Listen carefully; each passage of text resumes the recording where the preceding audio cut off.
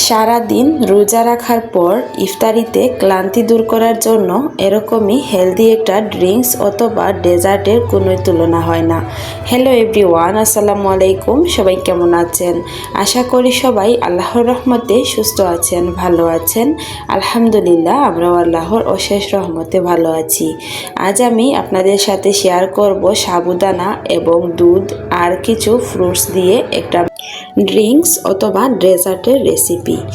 এই ড্রিঙ্কস অথবা ডেজার্ট আপনারা যদি একবার খান তাহলে ইফতারিতে সারা দিনের ক্লান্তি একদমই দূর হয়ে যাবে, আর সেই সাথে মন প্রাণ কলিজা একদমই ঠান্ডা হয়ে যাবে। তাহলে চলুন কথা না বাড়িয়ে মূল রেসিপিতে চলে যাই। আশা করি আমার আজকের রেসিপিটাও আপনাদের কাছে ভালো লাগবে। ডেজার্ট বানানোর জন্য এখানে আমি নিয়েছি 1 লিটার দুধ। দুধটাকে আমি এখন জাল করে নিব, আর দুধটাকে খুবই তাড়াতাড়ি ঘন হওয়ার জন্য এখানে আমি দিয়ে দিব গুঁড়া দুধ। আপনারা চাইলে এখানে কর্নফ্লাওয়ারও ইউজ করতে পারেন। আমি শুধু এখানে গুঁড়া দুধ দিব। আর আমি এখানে কিন্তু ফুল ক্রিম গরুর দুধ নিয়েছি। আপনারা চাইলে প্যাকেটের দুধ দিয়েও এই ডেজার্টটা তৈরি করে নিতে পারবেন। তো দেখুন, এখানে আমি একটা বাটিতে মেপে হাফ বাটি পরিমাণ গুঁড়া দুধ দিয়ে দিলাম, আর ওই বাটি মেপে আরও কিছুটা পরিমাণ চিনি দিয়ে দিলাম। যেহেতু আমি ফ্রুটস দিয়ে এই ডেজার্টটি তৈরি করব, আর সবগুলো ফ্রুটসই অনেক মিষ্টি থাকবে, তো এর জন্য এখানে আমি মিষ্টির পরিমাণটা একটু কমিয়ে দিয়েছি। আপনারা যে যতটুকু মিষ্টি খেতে পছন্দ করেন ততটুকুই দিয়ে নেবেন। এখন আমি চামচের সাহায্যে নেড়ে চেড়ে দুধটাকে ভালোভাবে মিশিয়ে নিচ্ছি, আর এইভাবে আমি জাল করে দুধটাকে একবারে ঘন করে নিব। আর এই ডেজার্টের ক্ষেত্রে কিন্তু দুধটাকে কিছুটা ঘন রাখতে হবে, এতে করে কিন্তু ডেজার্টটা খেতে অনেকটাই ভালো লাগবে। তো দেখুন, দুধটাকে আমি এভাবে নেড়ে চেড়ে জাল করে নিচ্ছি। এখন আমি দুধটাকে নামিয়ে একটা বাটির মধ্যে ট্রান্সফার করে নিলাম, আর দুধটাকে ঠান্ডা হওয়ার জন্য রেখে দিব এক সাইডে। এখন আমি যেহেতু সাবুদানা ব্যবহার করব, এর জন্য কড়াইতে কিছুটা পরিমাণ পানি দিয়ে দিলাম, দিয়ে সাবুদানাগুলোকে সিদ্ধ হওয়ার জন্য দিয়ে দিয়েছি। এখন আমি সাবুদানাগুলোকেও জাল করে নিব, আর একটা সময় দেখবেন সাবুদানার কালারটা অনেকটাই চেঞ্জ হয়ে আসছে, একদম পানির মতো স্বচ্ছ কালার চলে আসছে। তখনই বুঝতে হবে সাবুদানাগুলো সিদ্ধ হয়ে গিয়েছে। তো দেখুন, এভাবে নেড়েচেড়ে আমি সাবুদানাগুলোকে সিদ্ধ করে নিচ্ছি। ভিডিওর এই পর্যন্ত এসে যারা একটি লাইক দিতে ভুলে গিয়েছেন, অনুরোধ করব একটি লাইক দিয়ে সম্পূর্ণ ভিডিওটি কন্টিনিউ করবেন। আর আমার চ্যানেলে যদি নতুন হয়ে থাকেন, আমার ভিডিওর কোনো অংশ আপনাদের কাছে ভালো লাগে, তাহলে প্লিজ আমার চ্যানেলটিকে সাবস্ক্রাইব করে পাশে থাকা বেল আইকনটি অলে প্রেস করে রাখবেন।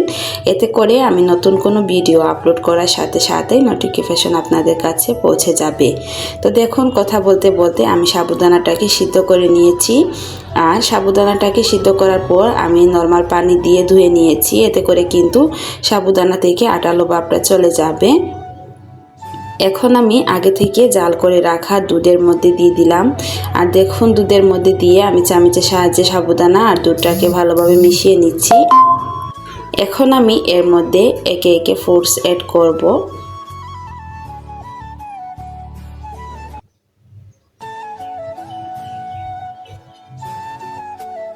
প্রথমেই আমি এখানে দিয়ে দিচ্ছি সবুজ আঙুর,